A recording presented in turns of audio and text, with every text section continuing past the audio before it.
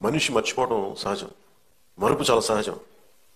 ఎవరైతే మనకు అన్నం పెట్టారో, ఎవరైతే మనకు నిలబడ్డారో, ఎవరైతే మన కోసం పనిచేశారో, తల్లిదండ్రులు కూడా మర్చిపోతాం మనం. హ్యూమన్ మెమరీ అంత, హ్యూమన్ సైకాలజీ అలాంటిది. కంటిన్యూటీ ఆఫ్ మెమరీ చాలా అవసరం. మన తాతలు ముత్తాతలకు కూడా మనం ఎందుకు పితృదేవతలు అని చెప్పి మనం పిండం పెడతామంటే, ఎవరి వల్ల అయితే మనం వచ్చే వాళ్ళు మర్చిపోకూడదని చెప్పి.